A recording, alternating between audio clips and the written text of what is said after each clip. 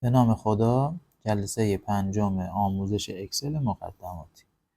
من توی این جلسه میخوام با توجه به چیزهایی که توی 4 جلسه گذشته یاد گرفتیم یه دونه فاکتور درست کنیم با هم دیگه و ببینیم که چقدر راحت و آسون میشه یه دونه فاکتور درست کرد و محاسبات رو خود اکسل انجام بده. ما یاد گرفتیم که چه شکلی میشه یک جدول درست کرد توی جلسه قبلی. ببین من اینجا یه جدولی حالت فاکتوری میخوام درست کنم که اینجا ردیف داره، نام کالا داره، تعداد داره، فی هر واحد،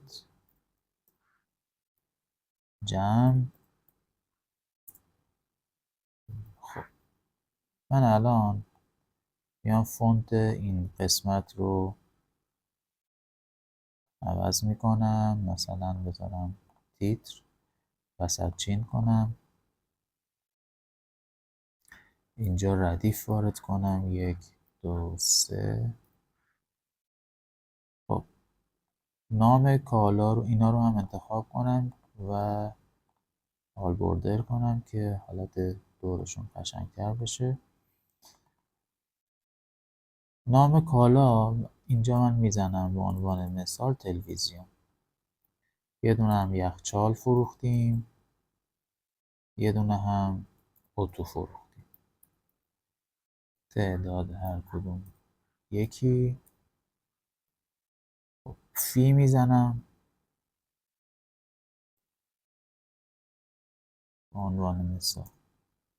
ببین الان من اینجا این فی رو وارد کردم و خوندنش خیلی سخته. یاد گرفتیم که چه شکلی ما فرمت تیبل رو درست کنیم. پس این خونه ها رو انتخاب میکنم، میام فرمت سل رو میزنم، نامبر، و این تیک رو میزنم که سرقم جدا بشه. یخچال رو هم قیمت بزنیم.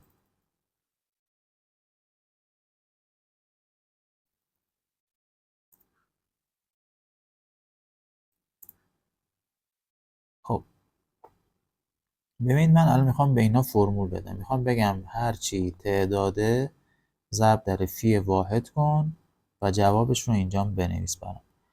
پس توی جلسه قبلی یاد گرفتیم من اینجا یک مساوی میزنم، یعنی میخوام به اینجا فرمول بدم.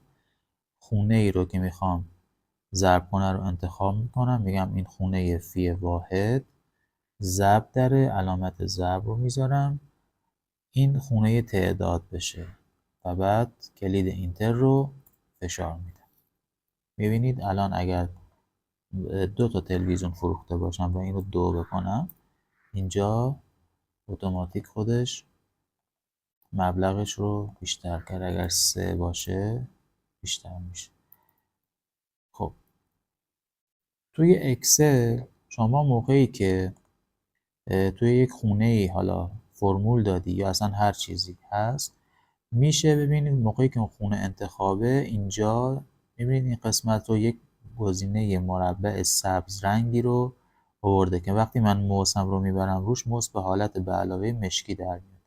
اگر من این رو بگیرم، کلید رو پایین نگه دارم و بکشم پایین، یعنی بهش میگم فرمولی رو که اینجا اعمال کردم به بقیه خونه ها هم نسبت بده. ببین الان این فرمول گفته H6 رو ضرب در I6 کن، درسته؟ حالا اگر که این یکی خونه رو نگاه کنید، ببینید گفته که H7 رو ضرب در I7 کن. با اینکه دیگه من به این فرمول ننوشته بودم براش، فقط گرفتم و کشیدم پایین. این یکی رو اگه نگاه کنید H8 رو ضرب در I8 کن.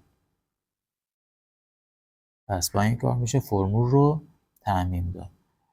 برای ردیف هم میشه این کار رو کرد. الان این 1 و 2 هست، من انتخابشون کردم. ببین این مربع شکل شد. اینو بگیرم حالت به علاوه شد و بیارم نسبت به خونه های پایین تر.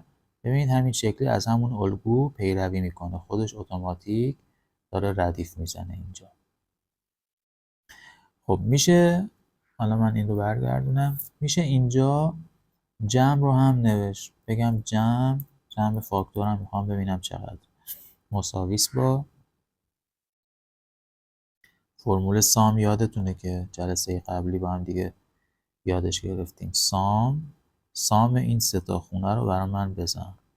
این میگه جمع فاکتورت هم شد اینقدر. خب تا جلسه آینده به خدا میسپارم.